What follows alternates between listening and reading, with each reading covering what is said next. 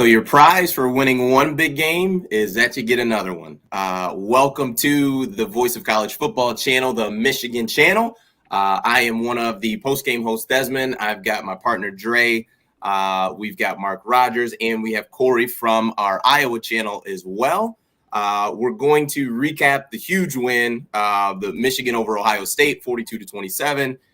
Huge win in the rivalry game, and then we'll also get into the Big Ten championship, which is coming up this week, Michigan versus Iowa, and we'll just kind of talk about where things are, what we're looking like for this week, and we'll kind of go from there. So first and foremost, Dre, I'm coming straight to you, my friend. Sure. How are you feeling? We're a couple days after the big game. How are you feeling?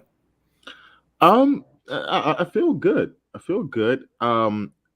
gotta admit, I as well as I'm sure a lot of Michigan fans, we're in uncommon territory. Like I've been trying to think of the best way to describe the feeling I had, once the clock hit 000, and fans rushed the field, and we were on the post game show, and there was so much going on, and I think the main emotion I had wasn't joy; it was relief. Because it's you have all these years of built up anticipation, even especially in the years where Michigan's been good, a borderline playoff team, and they get to that last game of the year, and we'll just fall on a face. And it wasn't like we were, besides 2016, it wasn't like we were playing dogfight type games, and we're just losing on the last drive or a field goal or an overtime or something like that. I mean, we've been getting beat by Ohio State pretty, effectively in an embarrassing fashion. So it was like, wow, like we finally did it. And, and I think you saw that feeling come from Harbaugh on his post-game show. I think you saw it with the players as well. This was important. It was important from a legacy standpoint for the players and coaches. It was important from a respect standpoint because I think they felt disrespected by the country as well as disrespected by Ohio State. And it was just a huge emotional exhale. And that's part of the reason that I have, slight concerns about Saturday, and it has nothing to do with the X's and O's. Because as we're going to go into it, I think X's and O's in terms of personnel, Michigan's the better team. But I do worry about the emotional roller coaster. I think they took everything they had to the Ohio State game, and just like we are as fans, as a team, they are also in uncharted territory. So like, I don't think Harbaugh's even coached in a conference championship game, even his time at Stanford. So we'll see. But definitely a relief feeling, a good feeling after last week. Does the NFC championship game count? NFL got 3 of those. True. That's a conference. True. That is true. Different. I still say it's different. Different stakes because he's at his alma mater.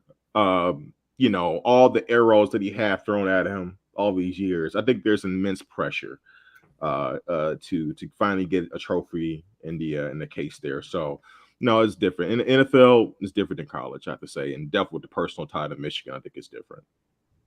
Yeah, one of the things I had posted on the channel here was, on Monday I had posted of just getting a gauge of where Michigan fans were, and obviously our subscribers, a lot of people responded, and the main response, like everyone, just felt great about it and relieved, like kind of you mentioned, Dre, and just on cloud nine.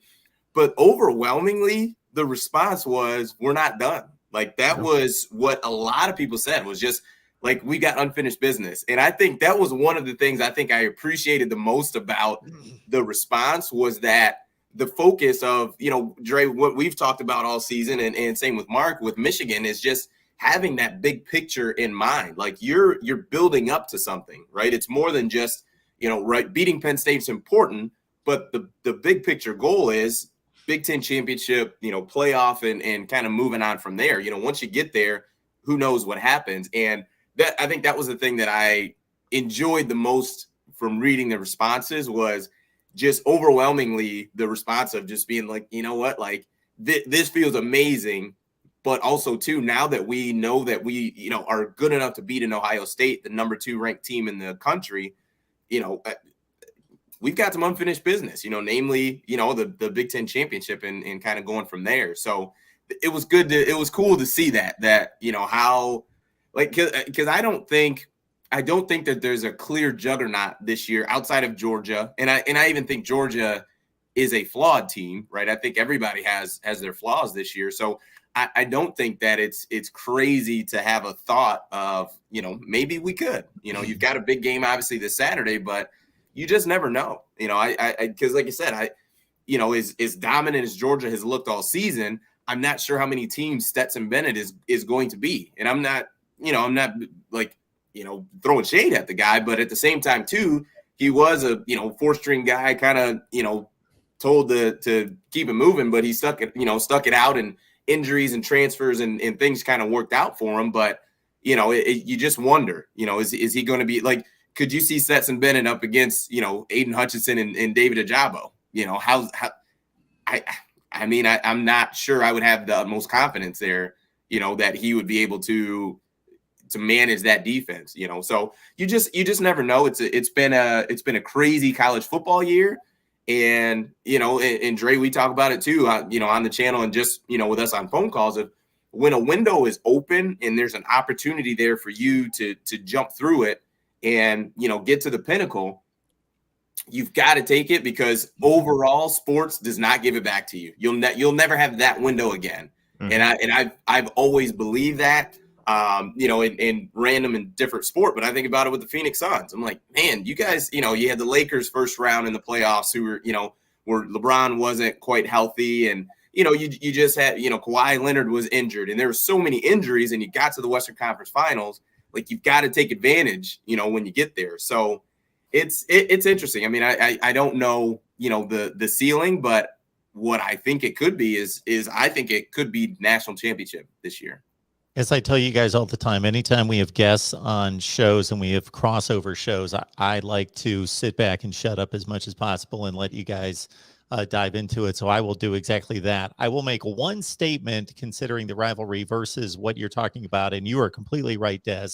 Obviously, when a team gets in this position, when they're this good and they're able to, I think back to the Yankees and the Red Sox. When the Red Sox finally got past the Yankees in 2004, that they still had a World Series to play in, and it was almost like, well, they just won the World Series. They beat the Yankees. That was like all that was talked about.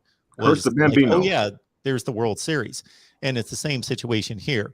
But I will say, being somebody who's been entrenched in this rivalry for my entire life, and this being the most important game for me, especially not so much now, although it still is, certainly growing up, that this game was everything. And to be an Ohio State fan who's won 2 national championships in the last 17 years, this game is actually still bigger than a national championship to most Ohio State fans, and I will speak for myself. That's how big it is. I get more enjoyment and satisfaction and believe it is more important to beat Michigan than win a national championship. See, that just shows how sick Ohio State fans are. Because, and the reason I say that, interesting enough, is that my father-in-law, I kid you not, has echoed the same words that Marcus said. He's a huge Ohio State fan, and he has told me many times that, look, I'm telling you, see, we don't care about nothing else except that last Saturday in November. As long as we beat y'all, we good. Oh, we care about the rest of them. We expect to win all of them. Within reason. I think it's just like, you're right. You know, it's an obsession. And I understand. I would say, you know what? Because we just haven't done anything at Michigan in terms of winning conference championships, beating Ohio State up to this past Saturday, or let alone win a national title since '97. You know, I want it all. and everything just has like this equal weight. You know, there's a point in time where beating MSU was right up there with Ohio State because they had us. They had our number for so long too. And it all has equal, and it's all like a chipping away, a chipping, process, right? When Mark D'Antonio dominated this rivalry, ironically now, gosh, this is what fascinates me, and I'll just take this from the Ohio State angle. Obviously, this is a Michigan show, but to better understand from the Ohio State side, I'm sometimes fascinated and that I understand when you're the underdog and when you're the team that has been the nail to the hammer, being fixated and fascinated and obsessed with the other guy. But to continually be able to sell to 18 and 19 and 20-year-olds who don't know what it's like to lose to Michigan or the years back, that they are still the enemy and the target, and where you've got Michigan propaganda all over the football facility and countdowns to the next game. I would be thinking at 18 years old, if I was coming in from California, if I was CJ Stroud and they were showing me a countdown clock and all this Michigan stuff, I'd be like, haven't you won this game 17 out of 18? Why are you so fascinated? What is the big deal? Why would you be so obsessed with the team that you kill every year? I wouldn't get it. Yeah. But I grew up in Ohio, so I get it. You do get it. Yeah. Well, and it's funny because I checked out, the Ohio State channel earlier today. I was on a walk, but it kind of talked about, the guys on there kind of talked about, Jim Tressel and how he really just focused on recruiting the state of Ohio, and in thoughts of, in the fourth quarter, like the Ohio, just the level of football that they play at the high school level, which is really high level, that, that just the ability and just what's in them is just going to come out, like, in the fourth quarter when you really need it. And I think what you talk about, Mark, with the, having the obsession with beating Michigan, I think that makes a ton of sense to the guys who are from Ohio that understand that rivalry. And I think, too, when you get to certain places, too, especially in college, that you do kind of adopt that stuff, right? Like, so CJ Stroud, I'm sure there's, Chris Olave is telling him how big, you know what I mean? Like, talking about it in the offseason and in training camp. Like, hey, man, like, at the end of practice, we do this Michigan drill because this is the most important thing that we do is beating. Who's also from California. Yeah. but think about, but on the flip side, think about this, and this just came to me, but, maybe you can't relate to the seriousness of being a team, but maybe you just don't want to be part of a team. But maybe you don't want to be part of a team that breaks that streak. That could be a sense of motivation too. Like, we've beaten this team 15 straight times. I'm not going to be part of the team that loses to them, right? Yep. Now that's also in the history, because that could also be a sense of motivation, sense of failure, fear of failure, right? So I think that's also, especially as the senior class and the leaders, like, you don't want to be the senior class that ruins it, because you look at the previous, 3-4 senior classes and you say, man, they left out as, seniors, they never lost to Ohio State. Like, I don't want to be that senior class that, that breaks the streak, like you said. Yeah. That fear of failure. Fear of failure is just as strong as a motivator as anything, so I think that's something. If I had to guess, that has to be the only thing. Like that Ohio State or these players have in the past been able to latch on to, because, like, to Mark's point, other than that, I can see a fan having a feel failure because you've known this rivalry when it was flipped under the Cooper years, right? So I would never forget these past 15, 16 years. I don't care if Michigan won the next two. I would never forget this era, ever. So I will always go into this game. I will never go into an Ohio State game, ever, no matter how good Michigan is. We can win the national title this year, win a Big Ten next year, and feel like it's a cakewalk or look past them. So I think that's also part of it too, the history, and not forgetting when this rivalry, one side was lopsided the other way. Yeah, it was just a dominant performance, and like I said, you get rewarded when you win those big games with more big games. Like, that's kind of how, that's how it goes. That's how it happens. And, Michigan's got the Big Ten title game with Iowa this Saturday. And I believe the line opened at around 10, like 9.5, 10 points. 10.5. 10.5. Okay.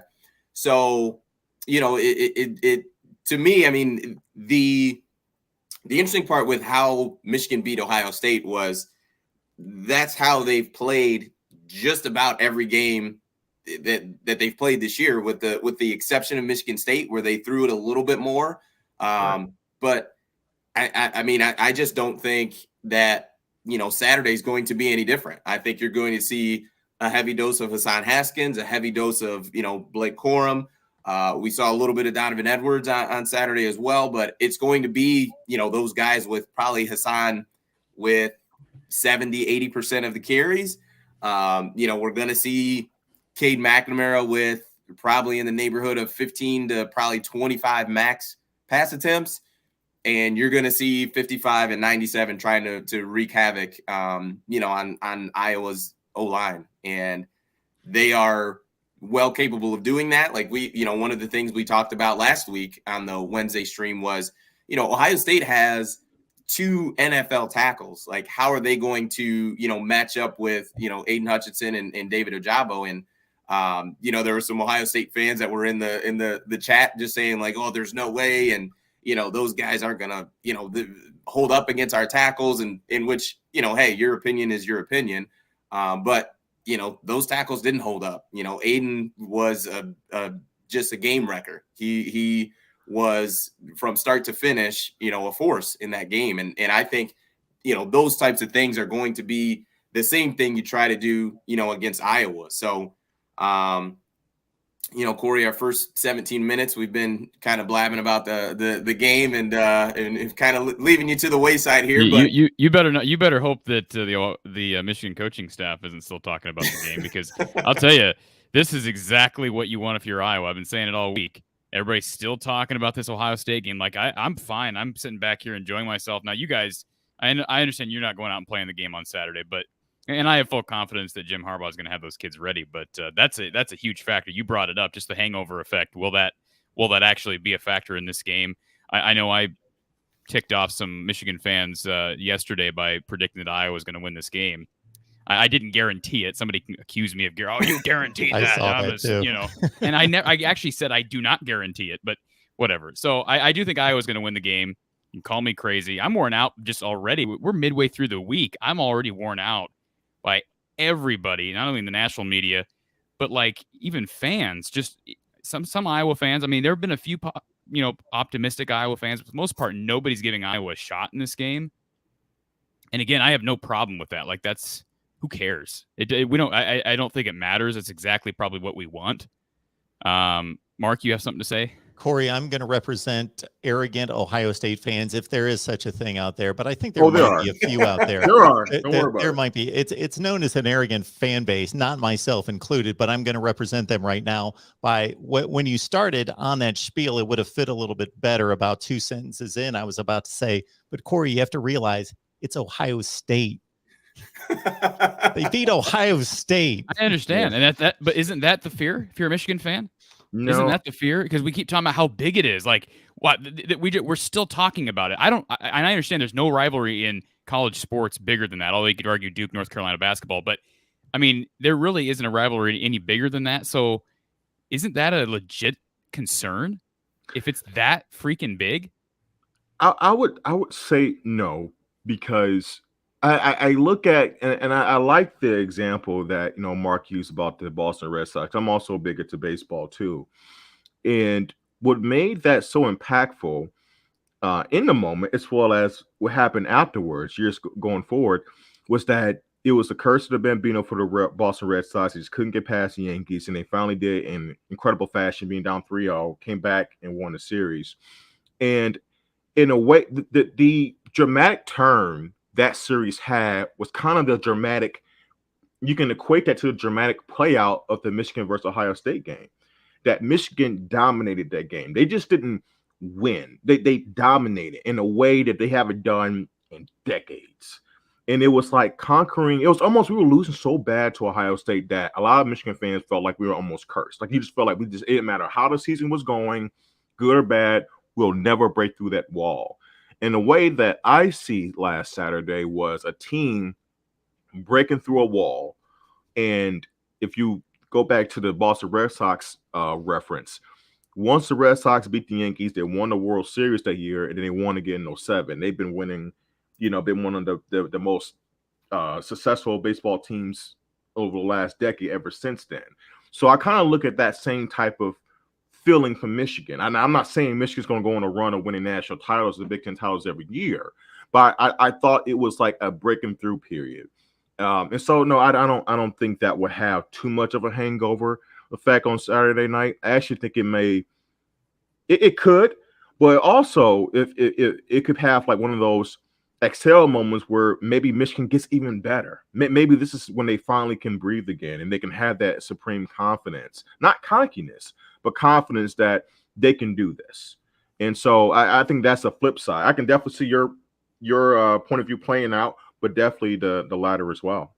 I was just going to mention real quick. I turned the chat off on the side of my my screen here, Mark. So Mark, why did you put that comment up there? First of all, the guy spelled my name is spelled Cory. There's no E in my name. So attention to detail is very important. And I may be out of my mind. I've been called delusional, out of my mind, crazy, a homer the last 24 hours. So that's okay. I will say this, as far as the X's and O's, I agree with everybody who, if you want to break this game down based on position, I mean, Michigan's got the horses to beat, I think, anybody. I think they got the horses to beat Georgia. I'm totally on board with that. And for the record, I said this yesterday too, but if Michigan beats Iowa on Saturday, there's no reason on earth for Iowa fans not to be rooting for Michigan, not only to get in the playoff, but to win. Some fans don't understand. I mean, you can root whoever you want to, I guess, but some Iowa fans and some Big Ten fans don't realize that you should be rooting against your rivals once we get into postseason play.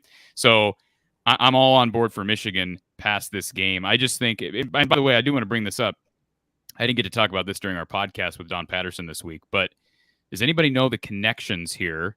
And I'll ask you, Michigan guys, and Mark, you may know since you are a Big Ten guy, the connections that Jim Harbaugh has to Iowa. I know he played in that 85 game, which of course was an infamous game, but anybody know the connections, family connections direct family connections to the University of Iowa between Jim and Iowa? I don't know, but I'm going to go on a limb and say it has something to do with his father being assistant coach or something like that. Mark, do you know? Maybe I'm mixing this up with another situation. I thought it had something to do with a wife and brother-in-law. I think you're mixing it up.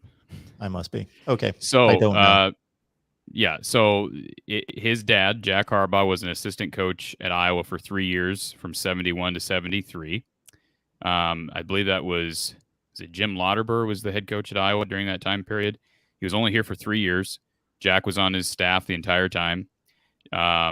Jim was a little kid at that time and ran out into the street, got hit by a mail truck in Iowa City. So there are some cool storylines. I mean, obviously he survived, so we can kind of giggle about it now, but I just found that out this week, so I just wasn't aware of that. So there's some strong connections there. I think there's respect between Kirk and Jim. I know there's respect between Jim and Kirk. I don't know if I'm not saying Kirk doesn't respect Jim, but Jim he's just a different type of kid. I mean, you just know that. He's not a Kirk or a Pat Fitzgerald. He's just a different type of guy. So it shall be interesting to see. One of the big things that I wonder about for this game is the willingness on the part of Kirk Ferentz to make a change at quarterback.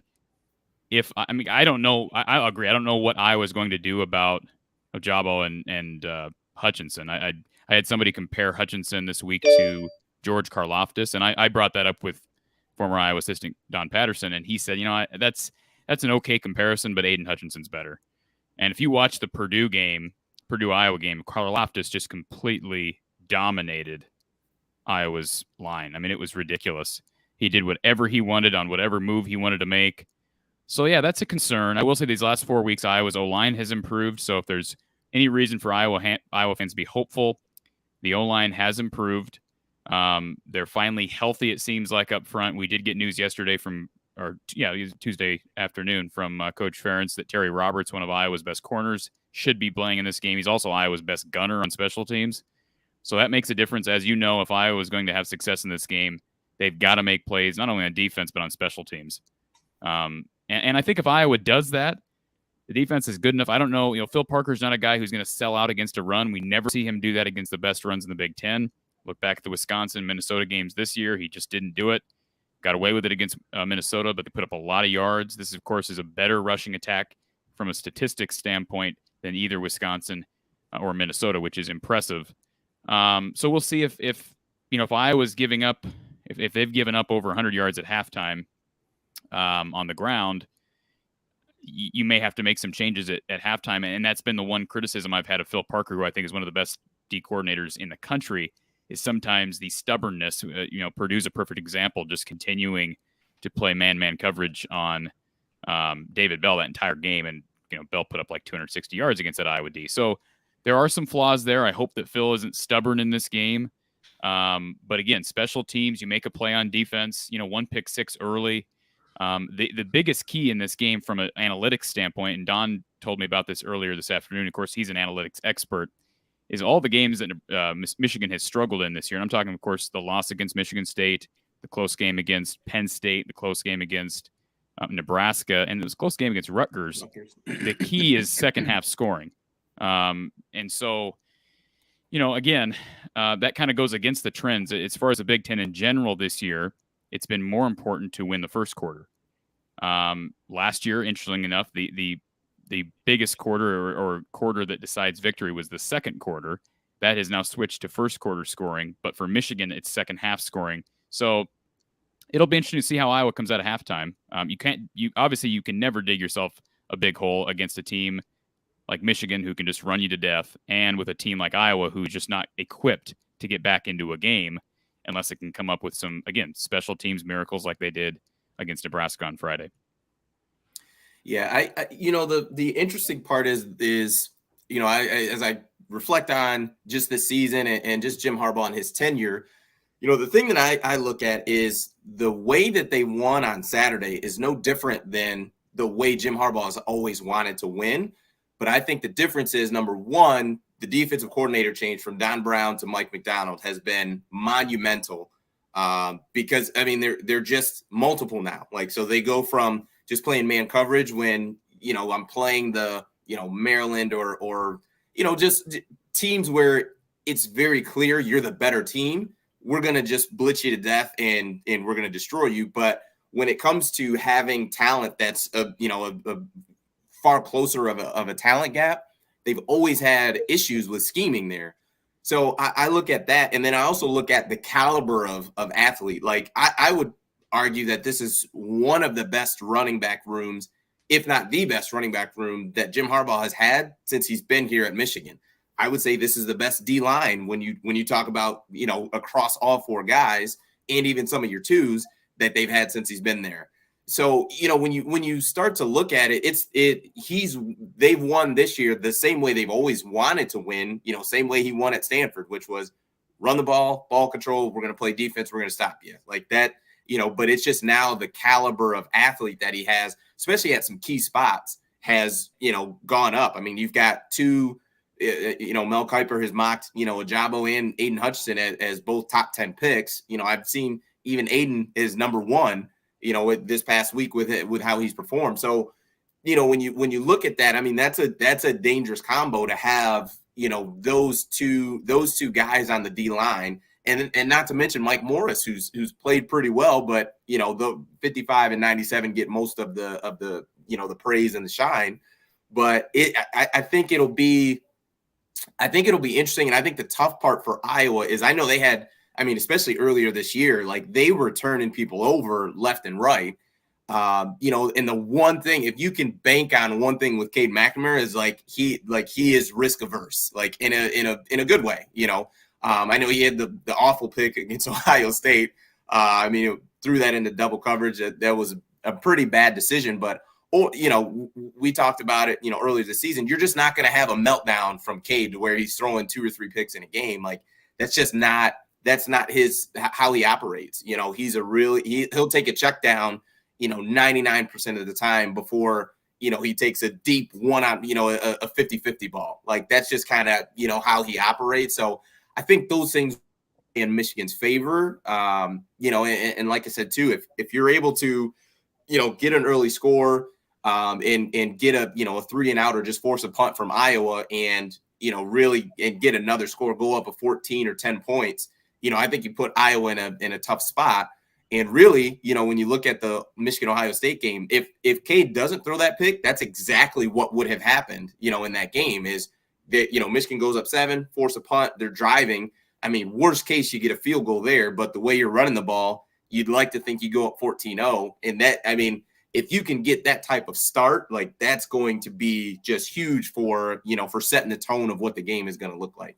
I will say this, and then I don't want to just hog the show here, but one thing about Iowa that I think for Iowa fans you can sort of take some positivity from, and that is that I think Iowa, we've talked to the offensive line improvements over the last few weeks have been well documented, although certainly an opportunity to still expose those weaknesses for I think maybe the best defensive front in the Big Ten this week. But I think the D-line and the linebackers have been great all year. I think most people would agree Jack Campbell and Seth Benson are two of the best in the league. But I think Iowa's rush defense, although it's always been good, it has improved. It's hard to rate that because, again, they struggled against Wisconsin, Minnesota, but Nebraska and Illinois actually run the ball pretty well. They do rank in the upper echelon of the Big Ten.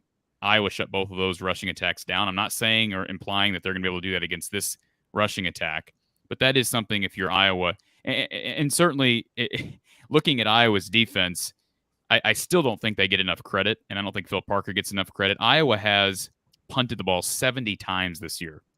Now, that's ridiculous. That's tied for most in the Big Ten with Rutgers. So the fact that this defense has done what it has done is pretty incredible because they're on the field so much. So there are things to look at to believe that even though I agree with both of you guys, from an X's and O's standpoint, there aren't really any individual battles that I would say Iowa is better in. And that's weird to say because almost every week Iowa's better at punter and almost every week Iowa's better at kicker. But Michigan's right there. Now, I'm not going to say that Michigan's kicker is any better than Caleb Shudak. I don't care what the voters said yesterday because I think it's basically even. Both those guys are tremendous kickers. I know Michigan's kicker has sort of struggled between 40 and 50. I think he's, 3 of 5, if you consider that struggling. So, maybe a slight edge there for Iowa. Torrey Taylor's been good, and I know the Michigan punter has been good as well. But I just think, again, there is such a thing as character, and I'm not saying Michigan guys don't have character, but I just have a hard time seeing Iowa getting blown out. I won't be shocked by it. That is sort of the narrative nationally. If Iowa sticks around through one half, if they are within reaching distance at halftime, I hope that Iowa fans look at that second half and say, look, we got a real shot here. And we'll see. We'll see what stops Kirk Ferentz pulls out of his hat because he's not a guy who's going to play like Mark D'Antonio or Mel Tucker and throw trick plays at you and break tendency very much. But, I mean, what do you have to lose at this point? This is potentially could be the biggest win of Kirk Ferentz's career. I don't think that's hyperbole. And again, if they're around at halftime, that second half scoring is the most important indicator against this Michigan team. So if they can do that, they give themselves a chance to make a play on defense or special teams late. Yeah, I listened to both of you, and I tried to really kind of digest both points of view. Corey, a lot of what I'm hearing from you, and it definitely has merit. I'm not saying it doesn't, but for one, what I'm taking from it is you guys have a lot of hope in your strategy. You're kind of, for one, because I think we both agree that personnel to personnel, position group to position group, for the most part, Michigan has it down pat. Michigan has that edge. But I agree. Look, you have to hope, I believe, that Michigan is not fully focused like they should be for this game. Because I think that will determine if Iowa was able to get that good start that they would need. Michigan probably sleepwalking a little bit. And what I mean by sleepwalking, it could be subtle mistakes that can lead to drive killers. For example, Michigan gets the ball first, but they have a couple holding penalties or whatever, false starts. And then all of a sudden you're punting as opposed to maybe going down the field, getting a field goal or getting a touchdown, right? You're giving Iowa the lesser talented team chances to get comfortable, right? And so, like, I don't see that playing out.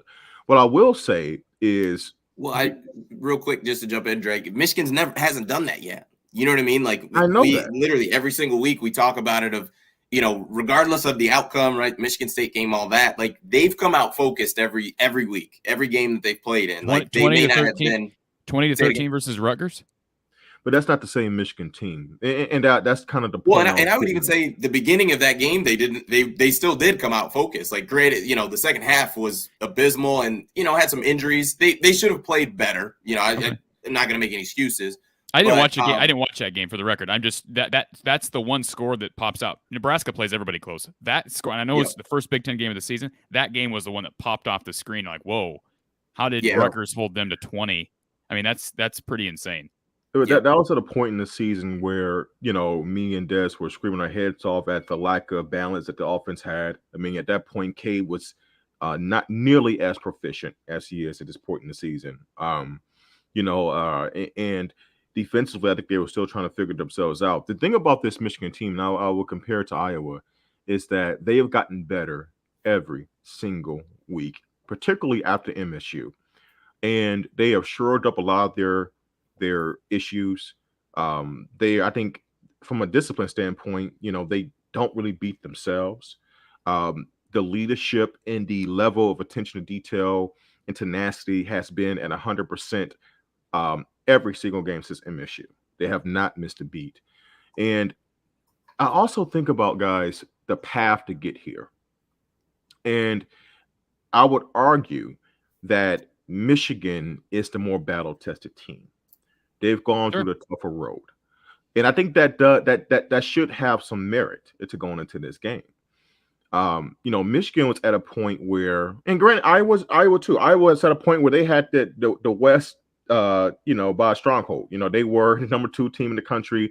And then after Purdue, they ran into some issues, and Wisconsin started catching up, Minnesota started catching up. So they went through their own adversity. Don't get me wrong, but Michigan, there was a point in time where they literally did not have their destiny in their hands anymore at the MSU. They needed help.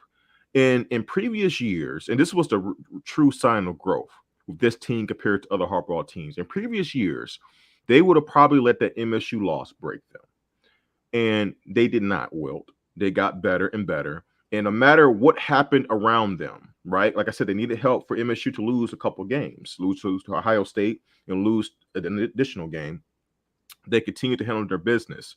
And so that's why when I think about when these teams meet on Saturday night, Iowa is facing a Michigan team that is battle-tested, that is focused. And I think having a leader like Aiden Hutchinson, me and Des say this every week, it sets the tone for the entire team.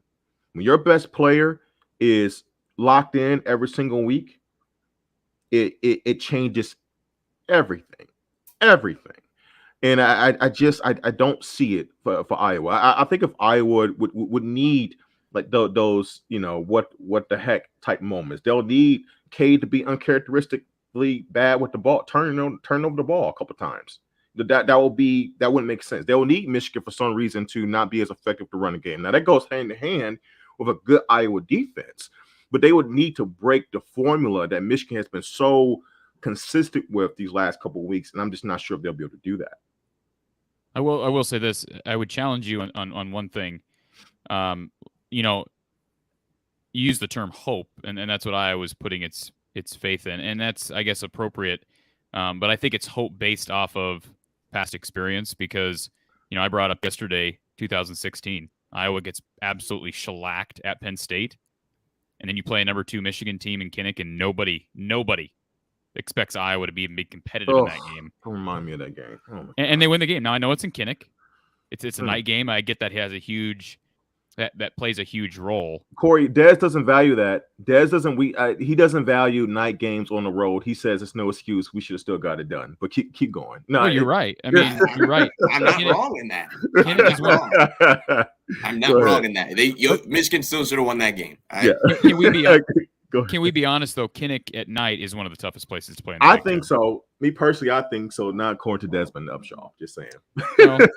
His history, I think, would indicate that, right? I mean, the students are right there, and that won't be the case here at Lucas Oil. So Yeah, I understand what you're saying, and you brought up penalties, and I think Des, you brought that up with if Michigan commits a couple penalties early that puts you behind the chains and forces you to turn the ball over, or at least give Iowa good field position. Iowa's going to have to they're going to have to win on field position in this game.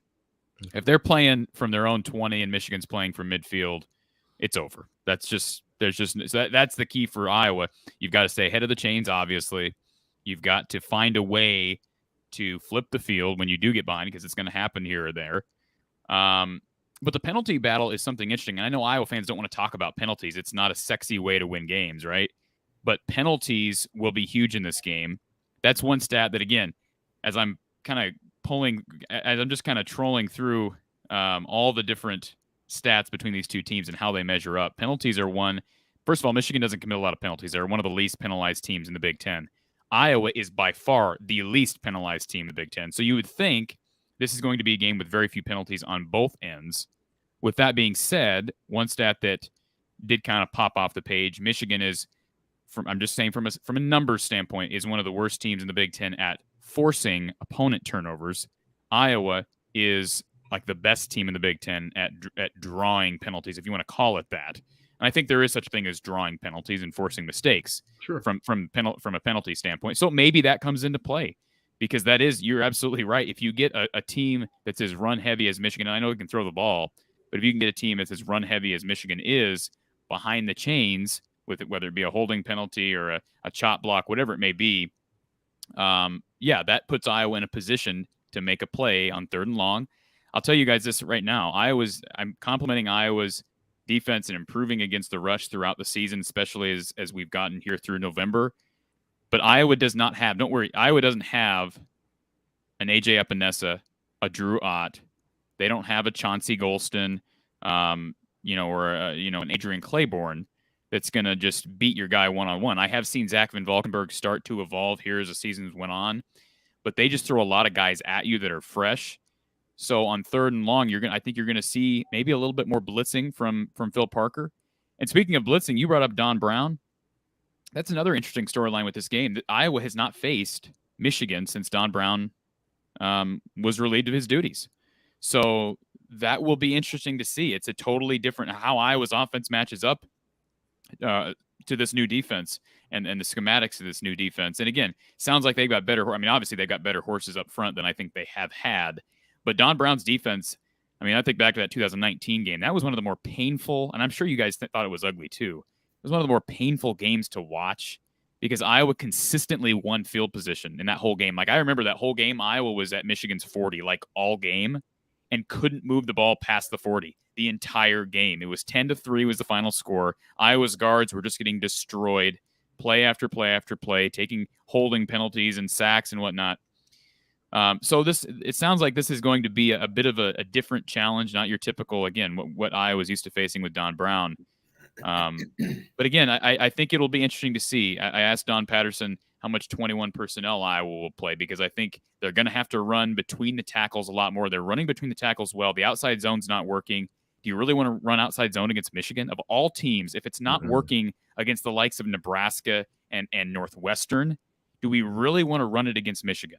And the answer to that question is no. I mean, I get it's part of your offensive philosophy and the principles behind your rush game, but we got to almost, I don't want to say abandon the outside zone, but use it very, very sparingly and figure out a way. That's why one guy that, if you want to look at a dark horse for Iowa's game, for Iowa's offense, that's Gavin Williams. He has emerged as a between the tackles runner. He's a guy who can bust through some people, and Iowa didn't have that early in the season with Kelly Martin and Goodson. So if Iowa can run 21 personnel with Gavin Williams up the middle, I think that's an opportunity for Iowa's run game to actually be successful. Now, I'm not predicting either guy gets 100 yards in this game. I don't think they necessarily have to. I don't think either guy necessarily has to get 100 yards. But if you can at least, you're not going to beat Michigan on the ground. If Iowa beats Michigan on the ground, can we all say that Michigan may be in some trouble? Because that's like, I don't see any way. I mean, I'm an Iowa fan. I don't see any way Iowa beats Michigan on the ground. And if that happens, there's something really, really wrong. Yeah, I would agree with that. Just because I think of Michigan's commitment to it, and Michigan can throw the ball. Like we've seen it with Cade. not in high, rep games. Like we have overall, like we don't see him throw the ball 35 times in a game, but we've also seen last year Rutgers when he had a, monster game. Like, so he's capable of doing it. But yeah, if it's something that, Iowa outrushes Michigan, I think outside of, like you had mentioned some turnover, like Michigan getting, a couple pick sixes, like I think Michigan's going to be in trouble either way if that happens. You'd mentioned something earlier that I just thought was interesting, that you said that Iowa's not going to sell out, for the run against Michigan. We've yet to see any team really do it. Like even Michigan State, didn't sell out. I disagree with that. I disagree. You would? They did more than any other team, I think. I think that's what, if anything, I think that's what opened up the passing game so much for Cade Early, was that I think Michigan State knew how vulnerable they were in the passing game. So they figured out, look, our best case is to attack what Michigan does well. And if they expose our weakness, they expose our weakness. But they know that Michigan was more reluctant to flip to more of a pass first offense. So I think they did sell out. Now they weren't bringing, 7-8 people. Right. And that's what I was mainly talking about. Yeah, they weren't doing that. But I think they were definitely, linebacker, safeties were definitely taking a first step forward than they were going backwards. I think they were anticipating run and reacting pass. I definitely believe they did that for sure. Mm-hmm. Yeah. I think that is, if you're saying that, the skill level, roster level is not balanced, I just think that your Iowa's best bet of beating Michigan it would be selling out to the run. I agree. I think it would be forcing, trying to man up, almost like a Don Brown defense. You know what I mean? Like manning up on the outside and just saying, hey, Cornelius Johnson, Roman Wilson, you just go ahead. You got to beat us, Andrew Anthony. Yep. And if they do it, great. But if not, it's going to be a long day. But I think if you're going to stick to a mainly base defense and, and mix in some blitzes, but essentially a base defense, I think it's going to be tough to get Michigan out of, that run heavy attack. And it's been rolling, it's been rolling the last couple of weeks. I agree with you. And I don't think Phil will do that. I don't think Phil will sell out. Here's what I'm hopeful for. If Iowa can stymie the run enough through one half to where they're in the game and they give themselves a chance to make a play or two in the second half, then great. But if it's a 10-point game, 13-point game, 14-point game, 15-point at halftime, I would like to see Phil Parker, who again I think has been a little bit stubborn at times, specifically that Purdue game and Wisconsin, you could argue, because there were no adjustments made against the Badgers, and you just continue to bang your head against the wall and expect something to change, and it never does. I would like to see Phil make that adjustment in the second half. It's not Iowa's way. I don't think there's a lot of confidence in Jamari Harris at corner for Iowa to where you're comfortable putting him out there by himself. But the good news is for Iowa fans, Terry Roberts, it sounds like he will play. So again, if he plays and you have Riley Moss, who was just named defensive back of the year, do I think he's the best defensive back in the Big Ten? Absolutely not. I was shocked when I saw that. Shocked. And that just shows you some voters don't watch football because he's just not. I like Riley. He's not the best defensive back of the Big Ten. He's had a lot of picks. He's also gotten beaten some double moves. I don't think he might not even be the second best corner on Iowa's team, but he's healthy now. You have Terry Roberts potentially coming back. Matt Hankins, Iowa's best corner, likely Iowa's best corner, is out. Advantage Michigan there.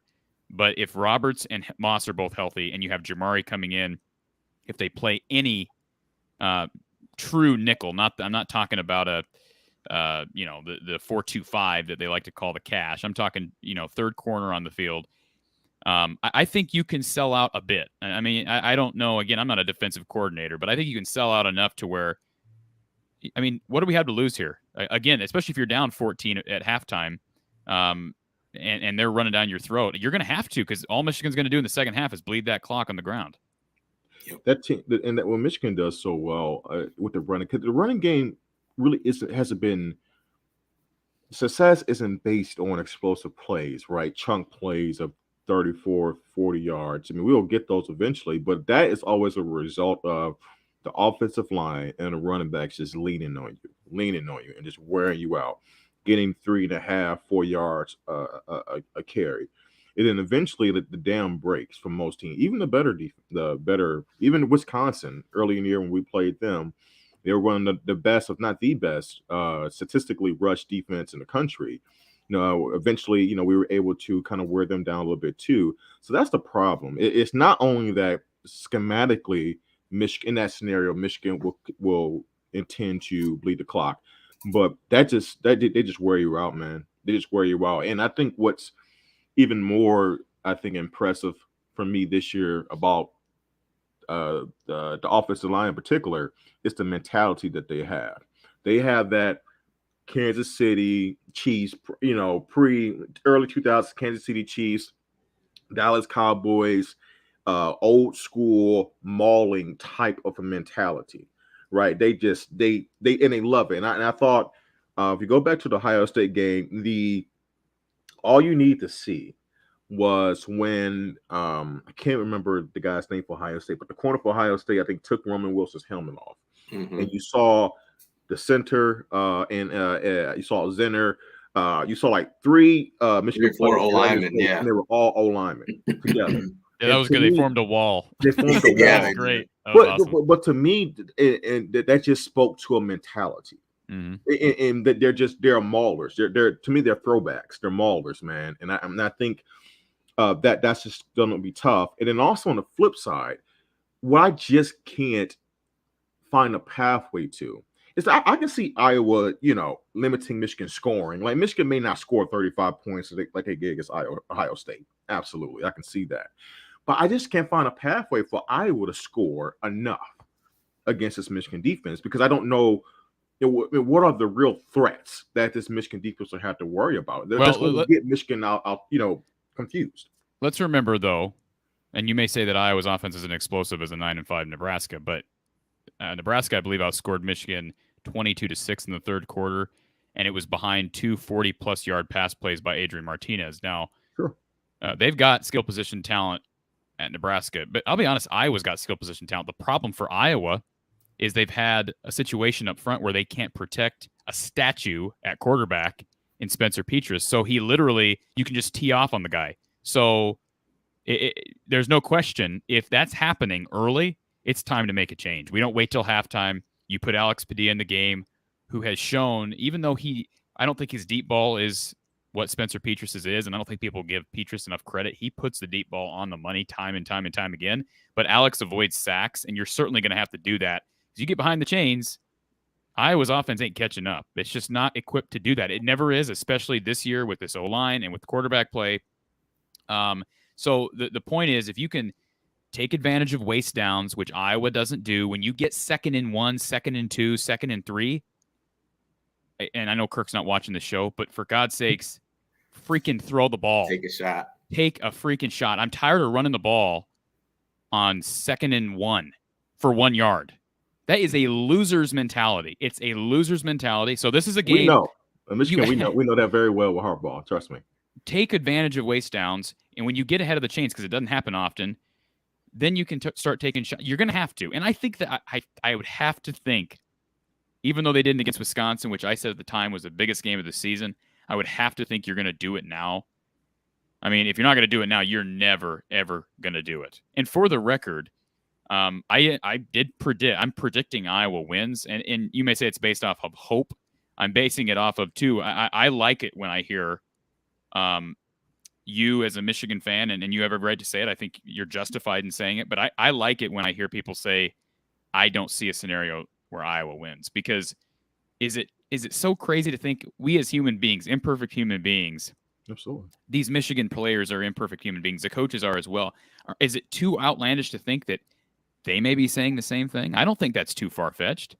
I mean, we may convince ourselves that it is far-fetched, but if everyone else is saying it, I wouldn't be surprised. You know that Michigan players are hearing that this week, that there's no way Iowa wins this game, and that I would be terrified if I'm a Michigan fan of that. Absolutely. I totally understand what you're saying. I think what gives me, and I think I know what Des is going to say. Des, correct me if I'm wrong. Two things I want to hit on. One, I want to hit on the Nebraska comparison in terms of offense, and also, but first is the attitude, based on being favorites.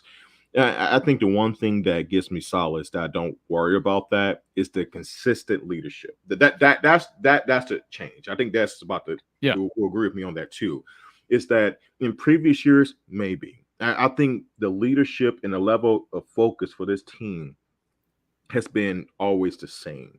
So that's why I don't worry about that, which in past years I really might have. And also real quick about that you brought up the Nebraska comparison. The one thing that Iowa doesn't have, and you kind of make my point, that Nebraska does, and Michigan struggles with a mobile quarterback. If you're going to move the ball against Michigan, you have to have a mobile quarterback, a guy who can either make a play with his legs, like Adrian Martinez can, or he has to be able to be mobile enough in the pocket to avoid sacks. Like what is Tua's youngest brother's name? Talia, we didn't get home a lot in that game versus Maryland, even though we beat them pretty handily.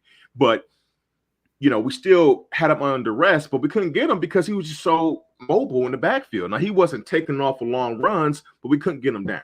And the problem is that Iowa, I don't believe, has the quarterback personnel to give us that kind of issue. Well, Alex Padilla is mobile, for the record, but okay. I don't think he's been utilized. I don't think his mobility has been utilized as we'd like. And Kirk did say yesterday that Spencer's the guy, but Alex has proven that he's not. We were made to believe, and I made a video on my channel yesterday about this because Iowa's third-string quarterback transferred out yesterday, and he's been, of course, at every program basically. Unless you're winning every game, the backup and the third-string quarterbacks are the most popular guys on the roster. But I had made the statement that Spencer Petras was anointed as the promised son after Nate Stanley graduated. He was anointed in like January of 2020 before spring practice even started. That was such a un-Kirk-like move to make, to name him the starter so early. And so we were made to believe throughout the last year and a half, 2 years almost now, that there was some huge gap between Spencer Petras and Alex Padilla. And we found out when Petras went down with an injury after the Wisconsin game that there was not a huge gap. So I would have to think that these coaches, whether they were in denial about it before or they just didn't foresee it translating into a game, I would have to think that they realized there is not a huge gap between Alex and Spencer. And so again, if mobility becomes an issue, which it will be if Iowa's offensive line can't play their tails off on Saturday against this front, then you've got to make a change to Alex Padilla. Because Alex Padilla ain't taking sacks. Now, he's not Adrian Martinez. I'll give you that. He is not the athlete that Adrian Martinez is, but he is a guy who can move around in the pocket, can roll out. It's pretty good throwing on the run, honestly. He just doesn't have the tight spiral that Spencer does. He certainly doesn't have, I don't think, quite as good of an arm as Spencer. But I'll say this, if I was going to win this game, and I talked about special teams turnovers, there were throws in that Nebraska game in the second half that Spencer just missed. And it was just like, wow, it didn't, like Alex didn't play well in the first half. They make a change to Spencer for the second half. There was a 3rd down and 10 play in the red zone, I believe the third quarter, that Spencer just airmailed. You cannot miss those wide open throws in this game on Saturday. You have to make those easy throws. So, and Spencer knows that. I just hope, I would think the coaching staff has the confidence in Alex to where, again, if your offensive line just ain't protecting, you need to do something else. And to me, I've been saying it all season, make change at quarterback because you do have a guy who can scramble. Yeah, I think as far as Michigan and their preparation to this game, one thing I would look back and it's the same game you mentioned, Dre, but for different reasons, was the Maryland game. And if I'm not mistaken, that was the team that Michigan played before Ohio State.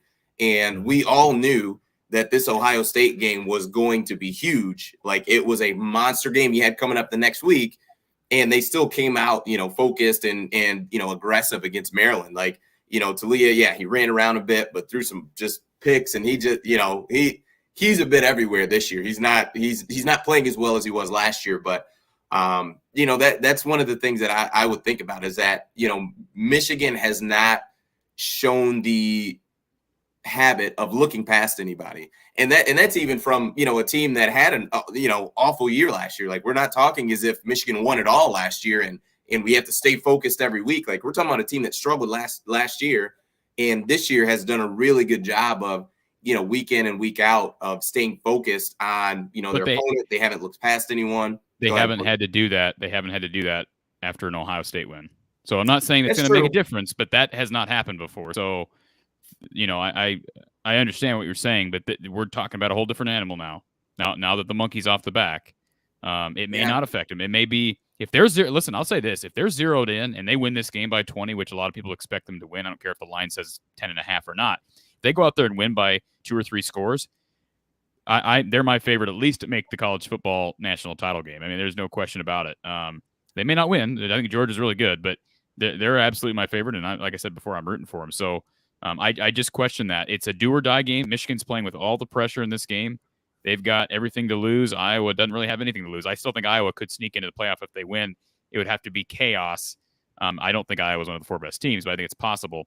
But Iowa doesn't have anything to win or anything to lose in this game. So, but I understand what you're saying. The focus has been different for Michigan. We've seen Northwestern give Ohio State fits in this game. Yeah, so I mean, like by no means do I think this game is going to be just a cakewalk from the go. No, I just think that it all goes back to the way Michigan tends to do to teams. They just lately, right? You can, Corey, you're 100% correct. Early in the season, examples like Rutgers. Even at Nebraska, those all were tests from Michigan where, they were easily the better team personnel wise, but the final score didn't dictate that, right? It didn't really. But I just think that lately this formula they have built and that they have perfected in their own way, not a perfect team, but perfect formula for them, is they just wear you out. And I can see Iowa coming to this game, ready to go. And I think they're a physical football team. I think the most physical teams in the West, Big Ten West, is Iowa and Wisconsin to me every year. And I always look at that division as a 2-team race, especially if they're good. But Northwestern, Northwestern's made it the Big Ten title game more than Iowa, but yeah, you're right. They're bipolar. They're bipolar. Yeah, they're so bipolar. That's why it's hard. I mean, look, Des know this. I love Pat Fitz. Pat Fitz. Why wouldn't you? I wish he would leave, but he just won't. But that's a conversation for another day. They'll probably win the division next year. So yes, right. Since we're counting them out. No, but I just it's so I expect Iowa to be physical. I just for 60 minutes. I just. You're right. That's gonna be tough. And I see where you guys are coming from. Again, I hope that it's almost like some fans take offense when I say that I think Iowa's got a good chance in this game. It's like, shame on you for predicting that. I'm just like, like I say, I am not. I said this yesterday to Justin Rowe. I am not normally.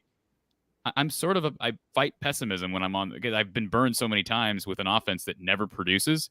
No. And so I don't feel confident and loose like I feel prior to this game. I never feel this way. So I'm like, I'll ride the high and be like, let's just go pedal to the metal and maybe it'll pay off. And like I said, Coach Ferentz, I love the guy. He's been a great ambassador to this program. The struggles offensively have been well documented. So I hope that he's been here for 23 years, and he's never really shown the willingness to make a change, a major. Besides a quarterback change here and there, but I'm talking schematic changes during a game that I can remember. Any significant schematic changes, like selling out against the run against Michigan. I hope and I have faith that this is the one time where he's going to do it. And I like to think his son, Brian, who I've been very critical of, he's a young mind. He is a Ferentz, but he's a young mind. So, it may be a conversation that he's already had with Kirk this week that, look, Dad, we got to do something different. This is going to have to be a total 180. So that's that. Yeah, you're right. That's what I'm banking on, while not losing the principle, the foundation of Iowa's 10-2, which is special teams and defense. Yeah. Corey, if you had to put a ceiling on the number of points that you think Iowa could score in this game, like what's, best case scenario, like how many points do you think? And let's stick to the offense, right? Like pick sixes, different stuff like that. But just the offense, what would you say the ceiling is as far as what Iowa can score offensively against Michigan? Iowa's averaging 25.7 points per game on the season. From strictly offensive points. Now that includes, you force a turnover inside the opponent's 5, and then you punch it in. That's an offensive score. So I'm giving them that. But even if you count those as offensive scores, Iowa only averages 21.8 points per game on offensive scores. That ain't good. So I think the answer to that, your question, points on offense, you're probably looking at somewhere between 20 and 25. You're hopeful that you can win the game scoring. I think if they score 20 points on offense, I think there's a chance. I think there's a good chance Iowa can win that game. And that doesn't sound like much, but that's also assuming like maybe you get a special teams touchdown, maybe you get, like last week, you get a block punt return for a touchdown. Maybe you get something like that. I recall, I don't have the score up, but I think it was like 14-12 in 2016 against Michigan. I know it was a low-scoring game, and the final kick by Keith Duncan. I will say this, rushing the football for Iowa, we haven't talked about Iowa's rushing game. Nebraska's good against the rush, but they're not great. I mean, you guys are kind of middle of the pack in the Big Ten. I want to say I think it's like 3.3 yards per carry for opposing running backs, which is good, but it's kind of, like I say, kind of average. Iowa's average running the ball. They've improved. They were actually pretty bad a few weeks ago, and they've improved here because Goodson has ran the ball well as of late. So I think you can expect Iowa should be able to knock off about 3.5 yards per carry, which again isn't great, but hopefully that's enough to keep you ahead of the chains and at least figure out a way to generate some points. But I'd say 20 to 25 offensively. Okay. Well, do you gentlemen have a score prediction for the game this Saturday? I will make mine. I'll be making mine on my channel Friday, so I'll leave everybody in suspense on that. But like I said, I am predicting an Iowa win. Okay. Last week I predicted a Minnesota win, and I said it was all just hope and heart. And I'm not saying that this week. I know Dre may say that I'm predicting with hope and heart, but I am predicting an Iowa win, and I'll give my score Friday. Okay. Dre, what about yourself? I'll go 24-10 Michigan. Okay. I'm going to go – I think I'm going to go 35-10 Michigan. I think it'll be – Bloodbath. Bloodbath. Well, and Michigan's they're never trying to get a benefit of the doubt. Well, the thing is I'm not saying they're gonna, you think Iowa's defense sucks? A 35, 10 at half or anything like that. But I think for Michigan, like how they operate, it's going to be like, it's going to be a slow burn. You'll probably. But isn't Iowa's defense pretty darn good? Like you guys know that Iowa's defense is really good, right? Is it not? I put a lot of stock into Michigan's run game because they've been really good. And I know Cade, I think he completed maybe 13 to 15 passes last week, but they were huge chunk plays. You know what I mean? And I think that set up by the run. Right. And I think it'll be similar, this Saturday. Like I wouldn't be shocked if we saw another flea flicker, So it just things like that to help, the help chunk plays, because it's one thing to, to march 80 yards down the field with just running the ball. It's difficult to do. But if you can throw a chunk play in here, a 15-yard pass, a screen play that goes for 12 or 15, that definitely it just makes it difficult to cover. And I just think it'll be, like I said, it'll be a gradual thing. I don't think it's going to be, something crazy. You're probably going to look at a 14-7, at halftime, and just Michigan just continue to, to run the ball and like I said, take a couple deep shots, nothing crazy, but yeah, that would be my, my score prediction on it. See, that's why I said 24-10, because I could see it being like 14-3, Michigan at halftime. So a fairly competitive game. Maybe Iowa gets the ball. 14-3 is not competitive. 14-3 is not competitive. You don't think so? That's just two. 14-3 scores. This is two scores. I know, but if Iowa's got, it's not insurmountable. But that I don't consider that competitive. I won't feel good about that as an Iowa fan. Like if you're down based on how I think the teams match up. No. Like, I wouldn't feel very optimistic about the second half if I was an Iowa fan. No. But I'm just saying, I think that's striking range. Like I think if you're down 11 and it's 24-13, I won't feel good, but I'll feel like, hey, at least we've scored some points. Okay, I can see your point. You know what I'm saying? It's a score. It's not the score difference. Not margin. A margin. Okay, I got you. No. I think it's going to be a competitive first half. I don't think Iowa's going to roll over by no means. I hope not. No, I don't think they will. But I said 24-10 because I can see maybe Iowa gets a late touchdown or a touchdown at some point in the second half. But I'm banking on Michigan just wearing Iowa down. And it typically, when Harbaugh plays opponents that personnel wise he feels like he just has an advantage over, he's not really that aggressive normally. He'll try to just kind of basically kind of choke you out in a way and just kind of wear you down. So I can see situations where in games where there's a higher sense of urgency that you have to keep up your scoring to win the game, Harbaugh may go for it. He's shown tendencies lately, which I'm happy to see. Say he's on the opponent 32-yard line, kind of a longer field goal, like 4th and 2.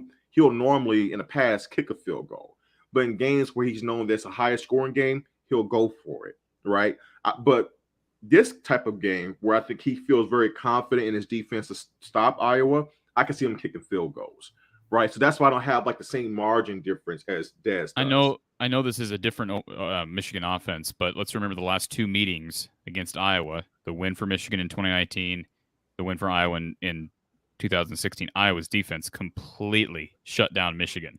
So that's something to bank on if you're an Iowa fan. I know it's totally different offense. But as far as past matchup, they scored 10 in the win against Iowa in 2019. I believe they scored, like I said, either 12 or 13 in 16. And for the record, I'm not betting the farm on this game. I have again, I would not be shocked if Michigan wins by 10. I'll be surprised if it's 3 scores. I will be surprised by that. Not shocked, but surprised.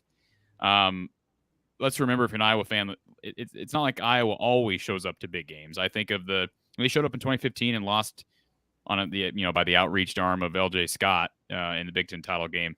But in 2015, that same year, you go play Stanford in the Rose Bowl, and that was a little different because they had Christian McCaffrey, who was just a freak, and Iowa had nobody to match up with him one-on-one, and the game was over in 5 seconds. I mean, it was literally over in 5 seconds. So it is possible that Iowa can get steamrolled. It's happened before. I just would like to think, again, with Iowa's history against Michigan, with all the disrespect, they've got nothing to lose. There's no pressure on them. Michigan's got all the pressure. There's the hangover effect. I think there'll be more Iowa fans there than Michigan fans. Ooh. I don't know what you guys think about that, but you guys have to know Iowa fans travel like. I mean, did you watch a 15 game? I wasn't at the 15 game, but just from what I've heard, even from Michigan State fans, that was one of the craziest Iowa environments people had ever seen. So we'll see. I mean, I know a lot of Michigan fans. But Michigan State was at the Michigan fans do travel. They've never been here. You got to keep in mind that's But Iowa fans will be there too. No.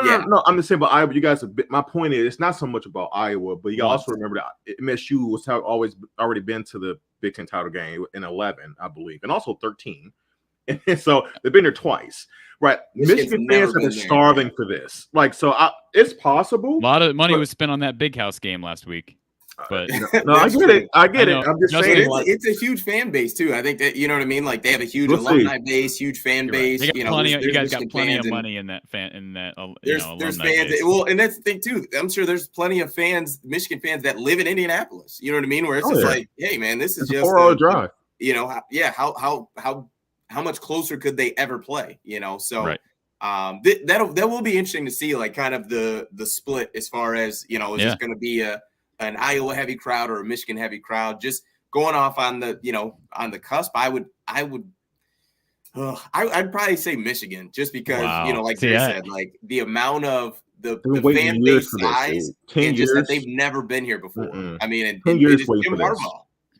You could be right on that simply because I wouldn't. And maybe it's the amount of time since they've been to it. Well, they haven't been to technically a Big Ten championship game, but I just have a hard time seeing Iowa fans not outnumbering the opponent in Indy. But again, the money factor, you're right. A lot of rich Michigan fans. So all the tickets have been eaten up. So they're all secondhand tickets right now. And they're $300 plus, well, like $400 after fees plus for nosebleed seats. So it's going to be people who are, there's going to be people who are not able to buy tickets who normally would, because you can't. Can we drop, $1,500 on a trip to Indianapolis? I mean, that's just the reality. I don't even know what hotel costs are in that area. That's going to be through the roof too. Yeah, that's for sure. It'll be interesting. I like I said, I think just the this is the first time, for Michigan fans, and this is a fan base that has been clamoring for, like, been waiting ever since Jim Harbaugh was hired to get here like that. This was step one of the goal, and to get there with a playoff on the line. I think they will turn out, but also too, but you also have the factor too of maybe some fans are going to assume that Michigan wins it, and then maybe travel for the playoff game. Right now, we're assuming it's going to be against Cincinnati, so maybe you save your $2-3 grand on that trip, and maybe you try to go to the first round playoff game. I don't know. I don't have $2 to $3 grand to drop like that. So I don't know how you would think with that. So this will be my final thing, because I know it's a Michigan show and you want to wrap it up, but I'd like to get your guys' opinions on it. So if Iowa wins, you guys become Iowa fans, at least for the prospect of making the playoff, right? Because I know you probably don't think Iowa has a chance of making the playoff, but realistically, and Mark agrees with this, there is a chance that Iowa could make the playoff as an 11-2 Big Ten champ if all the things play out correctly over the weekend. Like Houston has to beat Cincinnati. Bama cannot beat Georgia. Georgia needs to take care of Bama. Utah needs to beat Oregon. I think Baylor needs to beat Oklahoma State. If all those things happen, I know Iowa was 13 in the polls yesterday, but you're rooting for Iowa to make the playoff in that case, right? If you're a Michigan fan, you don't want the Big Ten left out. I know you want to think about that in general because you guys are. I'll be too salty, honestly. It's too close to home right now. I may be a little too salty, just in the moment. Sure. Maybe okay. I had time to digest it for a little bit. I gotcha. Yeah, but I'll be a little too salty in the moment. I think you think they can make the playoff in that scenario? It's a long shot. Need some help. It's a long shot. It's a long shot. I don't think so. I think for as much I don't think, because I look at Alabama and Georgia's favored in that game. So let's say Georgia wins. There's some people who are talking a 2-loss Alabama team non-champion. Right. Non-champion. I think it's crazy. That's I don't think stupid. There's any way that happens. But just the fact that there is this narrative already, you know what I mean? Like it's already started. Yep. Like, so I think that's something that's going to kind of hinder, Iowa. But even too, I think because Baylor and OK State are playing. So I think, but if Baylor wins, they're 11-2. OK State is 11-2. So they're both 11-2 conference champions. So again, you potentially have an 11-2 Oregon team that would be, well, actually Oregon's 10-2 now. So they'd be technically, if I'm not mistaken on that, they'd be 10-3. So the Pac-12 would be, I think I've got that right. Oregon's got 2 losses, so they'd have 3 losses. So you could kind of eliminate them. Then you're talking about Cincinnati would be out, I think, if you lose to Houston. I don't think you get to put them in at 12-1 as a non-champion. Probably not. If Georgia destroys Alabama, and then I'm missing, what conference am I missing? ACC's not getting in. I don't know. Yeah, that's what I'm saying. Like Notre Dame, they're probably going to get in that scenario because they're 11-1. Forgot about them. Yeah, we'll see. I don't know. I've heard, I was listening to Reese Davis last night talk about that. Just, is that a factor with the committee?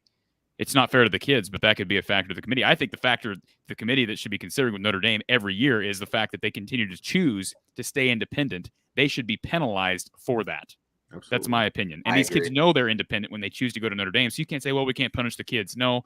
You chose to go to a school that's independent. This should be a factor in this invitational that we have right now. And of course, the playoff needs to expand anyways. But I apologize for going off on a tangent. But no, you're good, man. I just think it's an interesting scenario. But if again, I'm predicting Iowa wins. If Michigan wins, I'll be a bit Michigan fan. Through whatever the championship game is, January 6th or whatever it is. So. Well, I think one of the interesting parts is by the time this game kicks off, we're going to know some of those things, right? Because this is the 8 p.m. game, so we're Alabama and Georgia will have played at that point, and I think the noon game is Baylor Oklahoma State. So some of this stuff is already going to be figured out before Michigan. So I guess if you're an Iowa fan, you think there's any chance of making the playoff, you'll know if those chances are eliminated. You won't know that it's a play-in game because I still think all those things could happen. Iowa wins and they still don't get in. But if all those things don't happen, you're not. So they're not having any pressure. If Cincinnati wins, if Oklahoma State wins, that's it. So you already know you're not getting in. So now we have even less pressure. I don't think there's any pressure from the playoff anyways at this point because I don't think it's realistic to think about. Yeah. Well, Dre, is a pleasure as always, my friend. Corey, thanks so much, man, for joining us. We appreciate your time and hopping over on the channel here. We definitely appreciate it, and we're gonna be watching and seeing how everything pans out, man. A Big Ten championship. I'm not sure if on your channel that was the preseason talk, but I can tell. It was Yeah, my I'm sure it wasn't preseason on prediction. Well, you got to deal with Ohio State, so that's more understandable. I just say this for both fan bases. I know it's a huge game. There's a lot of at stake. I know as Iowa fans, I'm just happy that we're here. If Iowa loses, I'm not saying that you're not upset if Iowa loses if you're an Iowa fan, but if you lose, man, it's just great to be here. It's great to be a part of this game when we kind of feel like Michigan fans in a way. We've only been there once, and it was 6 years ago. So that feels like 10 years ago in a way. It's just great to be back there and be a part of what I believe is one of the best atmospheres in college sports. Yeah, it's gonna be a good one. All right. All right. Well, that is it, and we are out. See you Take later, care. guys.